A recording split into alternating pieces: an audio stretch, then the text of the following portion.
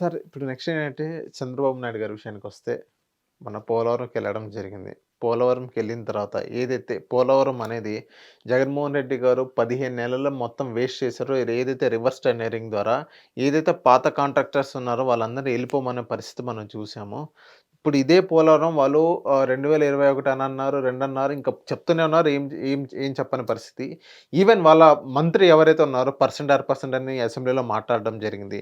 So, Chandrababu Naidu గారు ఏదైతే చెప్పారో, ఏదైతే ఇదే ప్రాజెక్ట్‌ని నేను గనక అప్పుడు మళ్ళీ 19లో నేను అధికారంలోకొస్తే 21లో మొత్తం కంప్లీట్ చేసేవాడిని. కాకపోతే వీళ్ళు ఇంత ల్యాగ్ గాబట్టి అసమర్థత సీఎం అప్పుడు మనం ఎంచుకున్నాం గాబట్టి అందుకే ఇంత ల్యాగ్ అయింది. ఇప్పుడు నేను 2026 అక్టోబర్ నాటికి పూర్తి చేస్తానన్నట్టుగానే జెప్పారు చంద్రబాబు నాయుడు గారు. దానిపైన మీరేమంటారు? మీరు కాదు సార్, కేంద్ర నీటిపారుదల శాఖ మంత్రి ఆ మాట చెప్తే ఏదో నమ్ముతాం.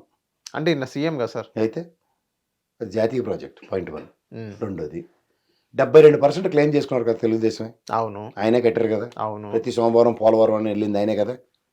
అంతా బాగుంది. మా దేవినేని ఉమా అక్కడ కుర్చీ చేసుకుని పాపం నియోజకవర్గం వసంత కృష్ణ ప్రసాద్ వదిలేసి మొత్తం దోపిడీకి అంతటికీ తెరలేపినా సరే, టికెట్ కూడా రాని నిస్సాయ స్థితిలో మా దేవినేని ఉమా ఉన్నా సరే, ఇవాళ 72% క్లెయిమ్ చేసుకున్న దానికి నాకు చిన్న బేసిక్స్ తెలుసు. నేనేంత తీసిమార్కాను కాదు. స్పిల్వే అంటే ఏంటంటే నదీ ప్రవాహాన్ని పక్కదారి పట్టించి బ్రిడ్జి కట్టుకుంటారు, ఇది డ్యామ్ కడతారు. ఇది నాకు తెలిసిన ప్రాథమిక అవగాహన. అంతేకాని కాంక్రీట్ గిన్నీస్ రికార్డుల కోసం డయాఫ్రమ్ వాళ్ళకి గిన్నీస్ రికార్డులు సృష్టించడానికి కాంక్రీట్ వేస్తే ఇవాళ నేను కాదు, విదేశీ నిపుణులే కదా వచ్చి చెప్పింది. మీ ప్రభుత్వం ఏర్పడిన తర్వాత డయాఫ్రమ్ వాల్ డ్యామేజీలు జరిగిన కారణం ఇప్పుడు అదే డయాఫ్రామ్ పాత డయాఫ్రామ్ డ్యామేజ్ అయింది కాబట్టి ఇప్పుడు కొత్త డయాఫ్రామ్ వాల్ మళ్ళీ స్టార్ట్ చేస్తున్నా అన్నట్టుగానే నిన్న చంద్రబాబు నాయుడు గారు చెప్పడం జరిగింది కదా. మరి ఇదే డయాఫ్రమ్ వాల్కి మీరు 72% క్లెయిమ్ చేసుకుంటే వాళ్ళు 2%, 3% వాళ్ళు క్లెయిమ్ చేస్తున్నారు కదా మేము కట్టామని. అది చేసిందే డయాఫ్రమ్ వాల్ రిపేర్. ఇప్పుడు కొత్తది కడుతున్నా అంటున్నారు. అన్నాడు సార్, గమన పడిపోకండి ఆ ఛానల్లో. మీరు అది రాత్రి 2 ఛానల్ చూడకండి, పొద్దున్న దిక్కుమాల పేపర్లు చదవకండి. మీకు అప్పుడు ఏమవుతుందంటే మీలో ఒరిజినల్ జర్నలిస్ట్ బయటకు వస్తాడు. అప్పుడు బ్రహ్మాండంగా ప్రశ్నలు ఉంటాయి. లేదంటే అదే చదువుకొచ్చి మీరు అడిగారు అనుకోండి, నేను అదే దిక్కుమాల పురాణం చెప్పాలి. నేను ఆ పేపర్లు చదవను, చూడను. ఎందుకంటే నేను వాస్తవాల్లోకి వెళ్తాను. మీరు 72% క్లెయిమ్ చేసిన దగ్గర డ్యామ్ కట్టారు, ఈయన గేట్లు పెట్టాడు, 48 గేట్లు పెట్టాడు జగన్మోహన్ రెడ్డి కూడా. ఎందుకు డయాఫ్రామ్ వాల్ రెక్టిఫై చేశాడు కాబట్టి. తదనంతరం ఇవాళ డయాఫ్రామ్ వాల్ డ్యామేజ్ని మళ్ళీ వచ్చి చెప్పింది ఎవరు? గేట్లు పెట్టడం కాదు కదా, స్పిల్వే పని పర్ఫెక్ట్గా అయ్యి ఉంటే, నదీ ప్రవాహం పక్కకి వెళ్ళి ఉంటే, తర్వాత డ్యామ్ కట్టితే ఈ ఉపద్రవం రాదు. కానీ స్పిల్వే పనులు కంప్లీట్ అవ్వకుండా డయాఫ్రామ్ వాల్ చేసిన కారణంగా డ్యామేజ్ జరిగింది. అంటే ఎవరిది తప్పు? ఇది ఒప్పుకోండి ప్రజలు. ఒప్పుకోకుండా దీన్ని 22 ఏళ్ళ ఎరుబొగలుడు ఎవరు అనిల్ కుమార్ యాదవ్ లాగా తమిళ్లో మాట్లాడి మేం కడతాం కాదు కదా. ఈ చెత్త అనవసరంగా ఫోకస్ అవుతాం. ఈ చెత్త పక్క తీసి ఫస్ట్ కేంద్ర ప్రభుత్వం ఆర్ఆర్ ప్యాకేజ్ ఎప్పుడు ఇస్తారో చెప్పమనండి. ఆర్ఆర్ ప్యాకేజ్ గురించి కూడా నెక్స్ట్ ఒక 25, 26 అప్పుడు కూడా ఆర్ఆర్ ప్యాకేజ్ కూడా మొత్తం పూర్తవుతుంది అన్నట్టుగానే చంద్రబాబు నాయుడు గారు చెప్పడం. ఇనివాడు వెర్రోడు అయితే చెప్పేవాడు వేదాంత అని ఒక సామెత ఉంటుంది. అలాగా బీజేపీ వాళ్ళు చెప్పే పెట్టకథలు మీరు నమ్మండి సార్. మళ్ళీ మీరు వెళ్ళారు కాబట్టి వాళ్ళ దగ్గరికి. నేనైతే నమ్మను. 10 ఏళ్ళు పొద్దుయింది ఇది. విభజన హామీల్లో మాకు మొదటిదే పోలవరం వరప్రదాయని, అన్నపూర్ణ ఆంధ్రప్రదేశ్కి. 10 ఏళ్ళకి దిక్కు దివం లేదు మాకు. సార్ నా క్వశ్చన్ ఏంటంటే, సార్ మీరు వినండి, ఇప్పుడు కూడా మీరు ఉండండి సార్, మీరు ఉండండి. ఇప్పుడు అక్కడ నరేంద్ర మోడీ గారు PM గా ఉన్నారంటే ఇప్పుడు చంద్రబాబు నాయుడు గారి వల్లే కదా. ఇప్పుడు కూడా మీరు బీజేపీ నమ్మరా సార్? ఎప్పటికీ నేను నమ్మను. మీరు ధర్మ పోరాట దీక్షలు తెలుగుదేశం చేసింది దేనికి చెప్పండి?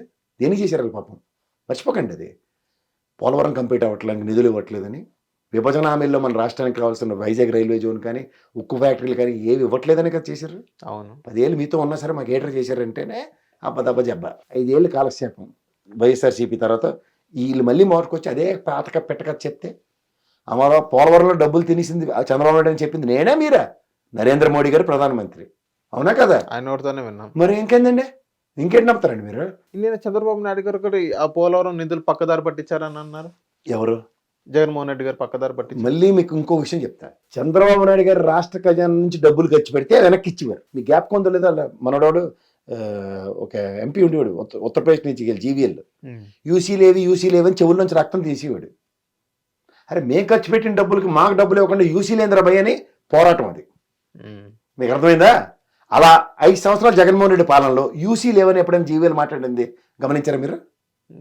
యా అంటే ఆ డబ్బులు ఇవ్వలేదని, వీళ్ళు ఖర్చు పెట్టలేదని ఒప్పుకుంటారా? ఒప్పుకోరా? మళ్ళీ మనం మాట్లాడాలి ఈ విషయాన్ని ఇంకొకటిసారి బాగా చేద్దాం. 5 సంవత్సరాలు చంద్రబాబు గారి ఆయనలో పోలవరం 72% అయింది. నెక్స్ట్ జగన్మోహన్ రెడ్డి గారు రాగానే ఫస్ట్ పని ఏంటి చేసాడండి? రివర్స్ టెండరింగ్ వేసి 786 కోట్లు తగ్గించాడు. 793, 787 కోట్లు తగ్గించాడు కదా, మల్లం అనమాట. తగ్గించిన తర్వాత కూడా కాంట్రాక్టర్ వచ్చాడు కదా చేస్తానని, ఎవరు మెగా కృష్ణారెడ్డి కదా. తెరి ఇది మంచోడు కాదని చెప్పింది ఎవరు? చంద్రబాబు నాయుడే కదా. ఇవాళ మళ్ళీ ఇష్టమే మళ్ళీ mega Krishna Reddy. Just like Jogi Ramesh ఇప్పుడు ఇష్టం లేనట్టు, తర్వాత ఇప్పుడు అది వేరే సంగతి. ఇప్పుడు ఈ పాయింట్కి వస్తే 747 కోట్లు 5 సంవత్సరాల తర్వాత తగ్గించి పని మొదలైందా లేదా?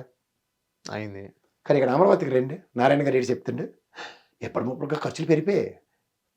ప్రాథమిక అంచనాల కన్నా గతంలో 34 కోట్లతో ఎంత పని అయ్యే దగ్గర ఇప్పుడు ఎన్ని కోట్లకి బడ్జెట్ వేస్తానండి చెప్పండి. మళ్ళీ అన్నమాట ఒక ప్రభుత్వం 5 ఏళ్ళలో ఎంత తగ్గించగలిగింది. నారాయణ ఏమో చచ్చ ఈ పని అవదాయినా ఎంతంత రేట్లు అయితేనే కానీ అవదని కొత్త నేను సిఆర్డిఏ సెట్ అన్ని సవరణలు చేసేసి, అంటే ఒక ప్రభుత్వం డబ్బులు తగ్గించగలడు. ఇది మనం ఎన్నుకున్న ప్రభుత్వమే కదా. గతంలో చంద్రబాబు నాయుడు గారిని మనం ఎన్నుకుంది, జగన్మోహన్ రెడ్డిని మనం ఎన్నుకుంది, ఇప్పుడు మళ్ళీ చంద్రబాబు నాయుడు గారిని ఎన్నుకుంది మనమే కదా. ఈ ప్రభుత్వం రాగానే కాస్ట్ ఎఫెక్టివ్నెస్ ఎందుకు ఉంటుంది చెప్పండి, ప్రజలకు చెప్పండి.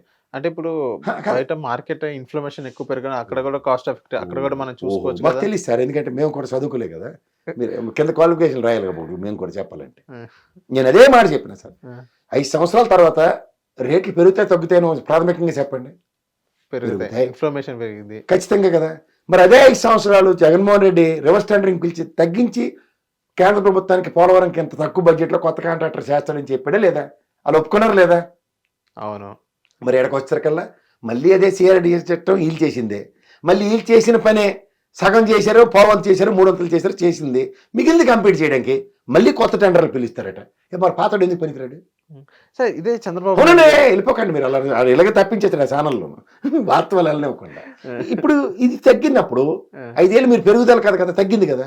మరి ఇదే జగన్మోహన్ రెడ్డి ప్రభుత్వం తర్వాత వచ్చింది చంద్రబాబు నాయుడు గారు, తెరి అస్సలు అనుమోహన్ లేని జగన్మోహన్ రెడ్డి ఎంత తగ్గిస్తే, నారాయణ గారు మీరు రెండే మనం ఎంతకన్నా ఆ రోజు ఇచ్చిన టెండర్ల రేట్ లేవని దానికన్నా తక్కువ బిల్డింగ్ కంప్లీట్ చేయమని చెప్పాలా వద్దా? వాస్తవం అదే కదా. ప్రజాస్వామ్యంలో దే ఆర్ కస్టోడియన్స్ అండి. మన డబ్బులు మనం కట్టిన ట్యాక్స్ని సక్రమంగా వినియోగించడానికి మనం ఎన్నుకున్న ప్రభుత్వాలు. అవునంటారా కాదంటారా? అవును. ఇప్పుడు మళ్ళా అనమాట పోలవరంకి కొత్త టెండర్లు వెళ్ళట్లే కదా. ఇప్పుడు కొత్త ఆర్తను కట్టిస్తున్నారు కదా. అవును. కాంట్రాక్టర్ రాడే, జగన్మోహన్ రెడ్డికి తెచ్చినోడే అనుకుందాం మళ్ళం అనమాట.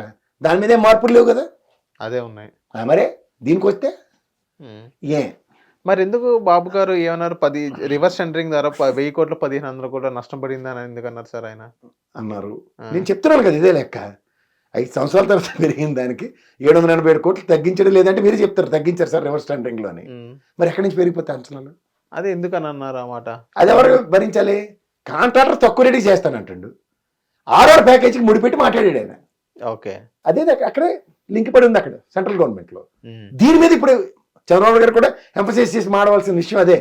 ఆర్ఆర్ ప్యాకేజ్ ముందిస్తే ముంపు ప్రాంతాల తరలింపు, తర్వాత నెల్లరి మీద నడక పని. సార్ ఇది ఆర్ఆర్ ప్యాకేజ్ విషయానికి వస్తే చంద్రబాబు గారు కూడా ఇంకో 2-3 ఏళ్ళ తర్వాత 4 ఏళ్ళ తర్వాత ధర్మపోరాట దీక్ష మళ్ళీ మొదలెడతాడు. అప్పటిదాకా మనం ఓపిక బట్టి వాళ్ళని ఏమనుకోవడం. ఇది కొత్త కాంట్రాక్ట్. ఓకే, మళ్ళీ స్టార్ట్ చేస్తారా ధర్మపురం? మరి పని అవ్వకపోతే ఏడు చేస్తారు ఆయన. అంటే ఇప్పుడు మొత్తం పవర్ బీజేపీ మొత్తం వీళ్ళ దగ్గరే ఉంది కదా సార్. అక్కడ పైన పవర్ మొత్తం ఇంతనే కదా ఆయన పిఎం అయింది. అదే సార్, కరెంట్ వైర్లు అన్ని పెట్టి పవర్ నీ దగ్గర ఉందని చెప్పి వెళ్ళి స్విచ్ పట్టుకుని వెళ్ళిపోయాడు ఆయన. వీళ్ళ దగ్గర ఏమీ లేవు. ఓకే, మీకు మళ్ళీ చెప్తున్నాను సార్, పోలవరం విషయంలో మీరు ఎవరైనా సరే నాతో డిబేట్ చేయాలంటే ఫస్ట్ అది కేంద్ర ప్రభుత్వ ప్రాజెక్టా లేకపోతే రాష్ట్ర ప్రభుత్వ ప్రాజెక్టా చెప్పండి. ఇప్పుడు పాపం మా ఎరుబాగులో కేసీఆర్ ఇక్కడ కాళేశ్వరం ప్రాజెక్ట్ కట్టుకున్నాడు చూడండి. అవును, ఇప్పుడు అబాస్ పాలు అయిపోయి అందరితో తిట్లు తింటుండు. అలా పోలవరం ప్రాజెక్టుకి చంద్రబాబు నాయుడు గారు కానీ జగన్మోహన్ రెడ్డి గారు కానీ ఇద్దరు చేతులు కట్టుకుని తిట్లు తినడానికి అయితే మాత్రం నేనైతే ఒప్పుకోను సార్. ఇదే పోలవరం గురించి మాట్లాడుతున్నారు, ఇలా చేశారు అలా చేశారు అన్నట్టుగానే మాట్లాడుతారు. ఇంకో పాయింట్ కూడా ఎత్తారు, సపెల్ల ఛానల్ పోస్కోల్ కబుర్లు అంటారు. అదే ఏ ఛానల్లో కానీ ఒక కార్పొరేటర్ గురించి ఒక కార్పొరేటర్ మాట్లాడారు. సో చంద్రబాబు నాయుడు గారు 72% చేస్తారు, ఎంతో కొంత చేస్తున్నారు. అదే జగన్మోహన్ రెడ్డి లాగా మొత్తం మ్యాజిక్ చేయలేదు. కుప్పంలో ఆయన గేట్లు ఎత్తేసారు, ఆ గేట్ కూడా లేని పరిస్థితి మనం చూసాము. కుప్పం విషయానికి వస్తే ఆయన సీఎం ఆయన లాంచ్ చేశారు, చూస్తే ఏం లేదు, వాటర్ ట్యాంక్ పెట్టి వీళ్ళు వేసారు అన్నట్టుగా ఒక కార్పొరేటర్ అనడం జరిగింది. దానికి మీరేమంటారు సార్? ఇప్పుడు కాళేశ్వరం ఎత్తిపోతల ప్రాజెక్టులోకి నీళ్ళు తోడితేనే అది ప్రాజెక్ట్ నడుస్తుంది. చూసారా, కేసీఆర్ గారు వచ్చినప్పుడు ప్రాజెక్టులోకి నీళ్ళు తోడారు, తర్వాత లేదంటే దానికి ఎవరు సమాధానం చెప్పలేడు. వర్షాకాలంలో ఇప్పుడు తెలుగు కాలువలు తవ్వినంత కాలం అయితే చెన్నైకి నీళ్ళు ఇద్దాం అన్నది ఎవరు రామారావు గారి ఉద్దేశం. గండికోట కొట్టాడు, రాయలసీమకు వాటర్ ఇవ్వడానికి రాజశేఖర రెడ్డి గారు చంద్రబాబు గారు నానా తెప్పలు పడి మొత్తానికి ఇచ్చారు. కియా మోటార్కి నీళ్ళు ఇస్తేనే కానీ ఫ్యాక్టరీ ఓపెన్ అవ్వదని చెప్పి జేసీ బ్రదర్స్ కూర్చున్నప్పుడు అక్కడ నీళ్ళు ఇచ్చారు అనంతపురం, ఎగ్జాంపుల్ చెప్తున్నా. ఇవేవి వర్షాకాలంలో కాకుండా నీళ్ళు ముందే పారిపోతున్నాయి చూడండి, అన్ని కాలంలో ఉంటాయి ఖాళీగా. అక్కడ గేట్ కూడా సెట్టింగ్ అన్నట్టుగానే చెప్పారు మొత్తం. ఆ గేట్ కూడా ఎత్తేసిన పరిస్థితి చూసాం మన హైడ్రాల్తో. ఇప్పుడు ఎలక్షన్స్ ముందు ఒక సంవత్సరంలో 6 నెలల ముందు కొన్ని ఇప్పటి ముప్పటిగా పరుగుల మీద కొన్ని ప్రాజెక్టులు జరుగుతుంటాయి. సో అందులో అదొకటి. ఇక్కడ గేట్ పెడతారు ఇవాళ కదా రేపైనా, ఇప్పుడు చంద్రబాబు గారు గేట్ పెట్టాలి అక్కడ. జగన్మోహన్ రెడ్డి పెట్టిన గేట్ ఏమైందంటే పోయిందో ఉందో తర్వాత విషయం సార్. ఇప్పుడు మీకు ఆఫీస్ ఓపెనింగ్ అక్కడ కార్పొరేట్ ఏమంటున్నారంటే కుప్పంలో ఓట్ల కోసమే ఆయన ఈ జగన్మోహన్ రెడ్డి ఎంత ఏసీసీ రేట్ పోలి ఏసీ స్థిరపడిపోతే చెప్దాం ఇలా మరి. ఇప్పుడు నోట్ల కోసమే అన్నట్టు చెప్పలు పడ్డాడండి, ఇది చేస్తాం పని అని. ఇప్పుడు గతంలో చంద్రబాబు గారు కూడా అందిరేణి ప్రాజెక్టు గురించి ఎంత తెప్పలు పడ్డాడో అందరికీ తెలుసు. ఒక ఫేజెస్ వారికి జరుగుతూ ఉంటాయి. ఓకే, నేను అందరికీ అర్థమయ్యే భాష చెప్పాలంటే, ఇక్కడ ఆంధ్రప్రదేశ్లో గ్రాసిమ్ కంపెనీ వచ్చింది, చంద్రబాబు గారి ఆయనలో ఒప్పందం. గ్రౌండ్ అయింది ఎప్పుడు? జగన్మోహన్ రెడ్డి గారు 5 సంవత్సరాలు గవర్నమెంట్లో. క్రెడిట్ ఎవరు తీసుకోవాలి? వీళ్ళిద్దరు కాదు, నేను చెప్పేది ఎప్పుడైనా ఆంధ్రప్రదేశ్ రాష్ట్రం తీసుకోవాలి. అవును, అది మానేసి నువ్వు కాదరా నువ్వు ఈ తూతూ మేమే కథలు ఎందుకండి, టైం వేస్ట్ అంటాను అవి. ఇప్పుడు కాలువ గేట్లు పెట్టింది, కొట్టుకుపోయింది. గేట్ బెటరా? జగన్మోహన్ రెడ్డి గేట్ పెట్టాడు కాబట్టి నేను జగన్మోహన్ రెడ్డి గారు పెట్టరా అంటే పోయింది కుప్పం వాళ్ళు, నేను కాదు. హిట్ టీవీ యాప్ ని డౌన్లోడ్ చేసుకోండి. ఇందులో short news, live news, entertainment movies అన్ని అవైలబుల్ గా ఉన్నాయి. Please download Hit TV app. Hit TV app. Hit TV యాప్ని ఫ్రీగా డౌన్లోడ్ చేసుకోండి.